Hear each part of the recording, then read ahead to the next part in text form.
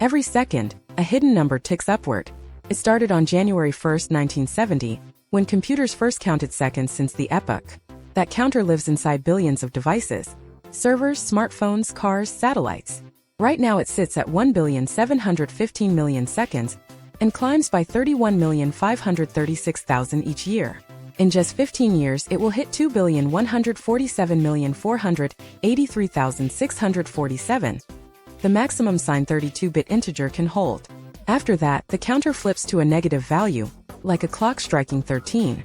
That moment will arrive on Tuesday, January 19, 2038, at 3:14:07 Universal Time Coordinated.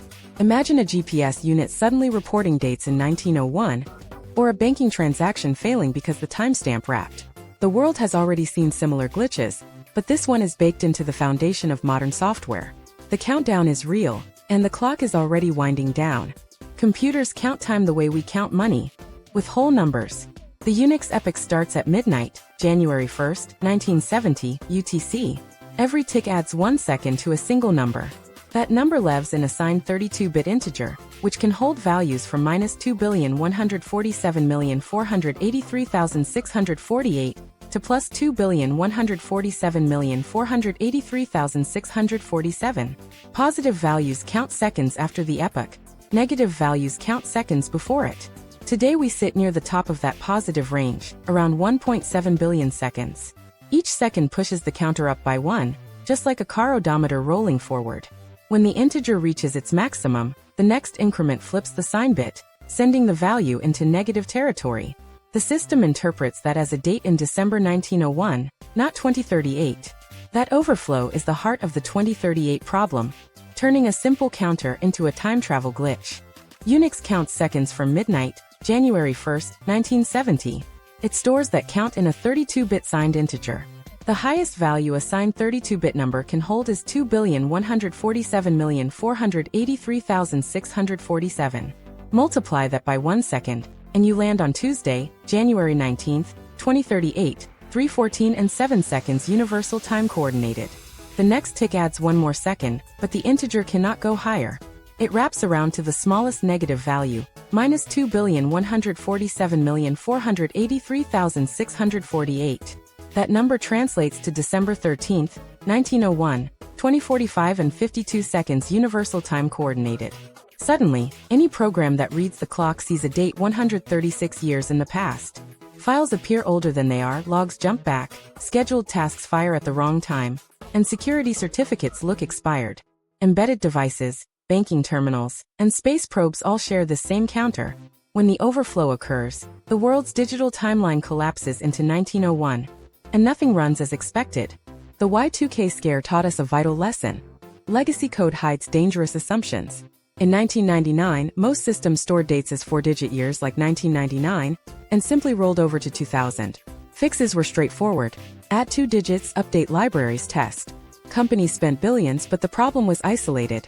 Only a handful of critical systems used the flawed format. Today, the 2038 bug lives deeper. It sits in the heart of Unix time, a 32-bit signed integer counting seconds since 1970. That counter drives everything from smartphones to satellite navigation. Replacing it means rewriting kernels, firmware, and embedded software that cannot be patched over the air.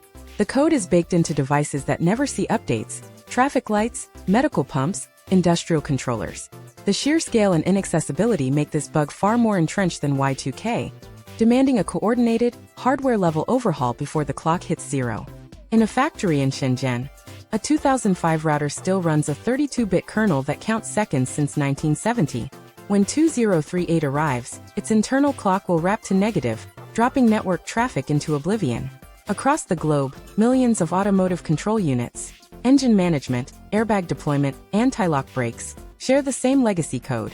A single overflow could stall an engine or prevent a crash sensor from firing. Financial institutions hide older batch processors in basement vaults, crunching nightly settlements with the same time library. Those machines never see updates. They are deemed stable. Yet the date they record for each transaction will become nonsensical, jeopardizing audit trails and regulatory reporting. Even space agencies keep telemetry systems built on the original Unix epoch. Satellites launched in the early 2000s still report timestamps that will flip, corrupting orbit calculations. The risk is everywhere, embedded deep where we rarely look. First, take inventory of every system that stores time as a 32-bit signed integer.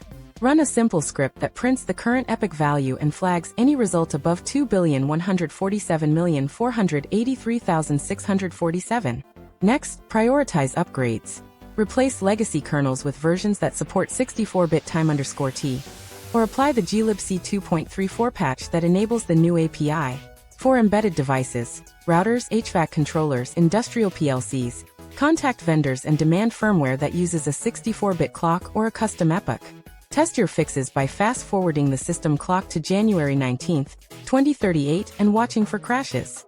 Document each change in a central register, so future auditors know what's been mitigated. Finally, spread the word. Share a one-page brief with your team, post an internal alert, and encourage colleagues to repeat the audit. The more eyes we put on this problem, the sooner we'll avert the 2038 disaster.